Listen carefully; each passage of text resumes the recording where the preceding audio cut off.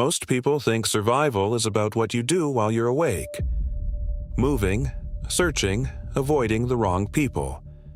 But that's not where most mistakes happen. The real danger starts when you stop. Because eventually, no matter how disciplined you are, you're going to need to sleep. And sleep is the one thing you can't fake. You can push through hunger. You can ignore thirst for a while. But sleep collects. And when it comes due, it doesn't ask. After one full day without sleep, your brain slows. You hesitate more. You miss small details. Things you would normally notice. Just pass by you. After 2 days, your brain starts forcing. Shutdowns. Not full sleep, just pieces missing. Seconds where you're standing there. But you're not actually present. You don't notice it, but anything watching you does. By the 3rd day, you're no longer reliable. You see movement that isn't real. You miss movement that is. Every shadow becomes something dangerous. And every real threat becomes something you might ignore. At that point, you're not surviving anymore. You're guessing, and guessing is what gets people killed. So, you sleep, not because it's safe, but because the alternative is worse. But sleep changes everything. It makes you predictable. It makes you still. And in a world where movement means awareness, stillness means opportunity. Anything looking for you is looking for exactly that. So, the question isn't whether you sleep, it's how you survive it. First, where you choose to shut down matters more than anything else. Most people choose comfort. Soft ground. Shelter. Somewhere that feels protected. That instinct gets you found. Because comfort is obvious, and obvious is where people look first. Instead, you choose control. You choose a place that forces movement into narrow paths, where anything approaching has to commit, has to make noise, has to slow down. Inside structures, middle levels give you that. Ground level is too easy to access. Top level traps you. But the middle, it gives you time. Someone has to come up or come down. Either way, you hear it. In the open, you build the same advantage using terrain. You put something solid behind you, rock.wall, anything that cannot be crossed.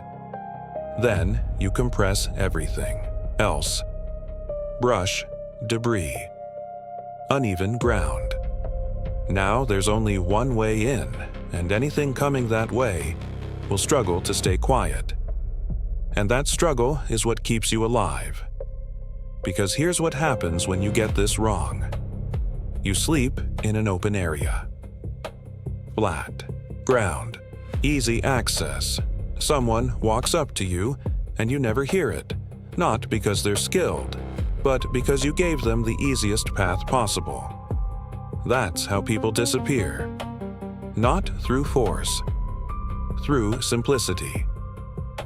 Second, sound replaces sight. You're not awake to watch. So you build something that listens for you. Anything that reacts to pressure becomes your alarm.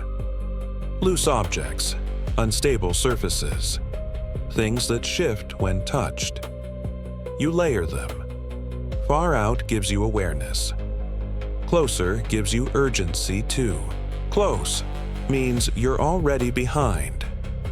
Most people set one warning, one chance. That's not enough. You build layers. Because survival isn't about knowing something is wrong. It's about knowing it early enough to do something about it. And when you don't, you wake up to something already inside your space, and by then, you're reacting, not deciding. Third, you stop sleeping like time is safe. You break it. Short cycles. You go down. You come back up. You check. You reset. You go back down again. You never fully disconnect. You stay close enough to awareness that the world can't shift without you noticing. Because long, uninterrupted sleep is how things change without you. Fourth, you assume failure. You assume something gets through, because eventually, something will. So you don't rely on stopping it. You rely on slowing it. You create resistance. Doors that don't open cleanly. Paths that don't make sense. Objects that interrupt movement. In daylight, these are small problems. At night, they become chaos. People trip, they hit things, they hesitate, they make noise, and noise gives you time. Time to wake up, time to understand where you are, time to move before they reach you. Fifth, you remove yourself from expectation. If there's a bed, you don't use it. If there's a center point, you avoid it. Because anyone entering a space looks at the obvious places first. And those first few seconds are everything. If they're looking in the wrong place, you've already won. Sixth, you create confusion. If someone is searching, they follow patterns, so you give them one. Something that looks right. Something that draws attention. Something that says, this is where someone would be. And then you're not there. Because confusion creates hesitation. And hesitation creates time. Time is the only thing that lets you escape before contact. Seventh, you listen to the environment. Because it reacts faster than you do. Birds don't stay quiet when something moves through. Insects don't keep their rhythm. Patterns break, and your brain is built to notice that, even when you're not fully awake.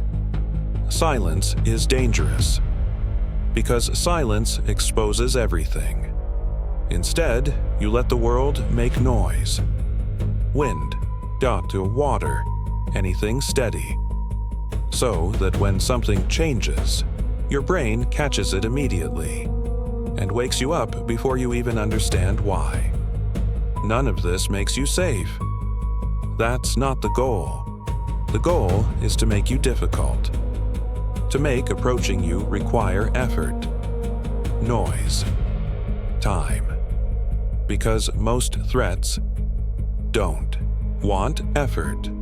They want easy. And if you're not easy, they move on. That's the difference. Not strength, not luck, not gear. Preparation. Layered, deliberate, controlled. So when night comes, you don't collapse into sleep. You enter it, with position already chosen, with sound already built, with exits already planned. Because in a world where stillness gets you found, the only way to survive sleep is to never fully give it. You don't need perfect safety. You just need enough warning to not be there anymore.